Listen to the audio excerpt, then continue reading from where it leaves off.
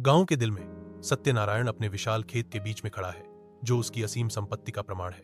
उसकी निगाहें परिदृश्य पर घूमती हैं। उसके चेहरे पर एक घमंडी भाव है, क्योंकि वह संघर्ष कर रहे किसानों को देखता है। एक बूढ़ा आदमी आता है। उसकी आवाज निराशा से कांप रही है।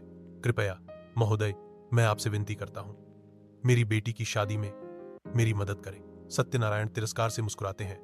उनके शब्द तिरस्कार से भरे हुए हैं। चले जाओ, भीख मांगने से कुछ नहीं होता।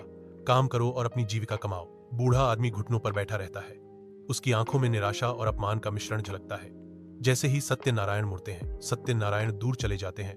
उनके महंगे कपड़े और गहने धूप में चमकते हैं, जो दूसरों की दुर्दशा के प्रति उनकी उदासीनता का एक स्पष्ट प्रतीक है। सत्यनारायण का कभी फलने फूलने वाला खेत बंजर पड़ा है, जो भीषण सूखे का प्रमाण है।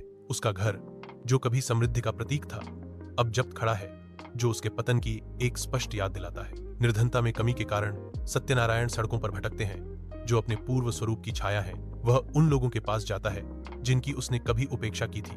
उसका अहंकार निराशा से निगल गया, मदद मांग रहा है। उनके चेहरे, जो कभी सम्मान से भरे थे, अब उदासीनता दर्शाते हैं, क्योंकि वे उनकी विनती से मुड़ जाते हैं। सत्यनारायण अकेले खड़े हैं। अपनी पिछली करनी का बोझ उन्हें उनकी आवश्यकता के क्षण में कुचल रहा है। सत्यनारायण बूढ़े व्यक्ति के विनम्र घर के पास पहुंचते हैं। डूबता सूरज लंबी परछाइयां डाल रहा है। बुजुर्ग की आंखों में पहचान झलकती है और वह सत्यनारायण को पानी देता है। बूढ़ा आदमी खाना देता है। करवेम तसेम भरावेम, देव उशीर कर तो, पर्ण न्याय दे तो। सत्यनारायण प्रसाद स्वीकार करते हैं। उनकी आंखों में गहरा पछतावा और विनम्रता झलकती है।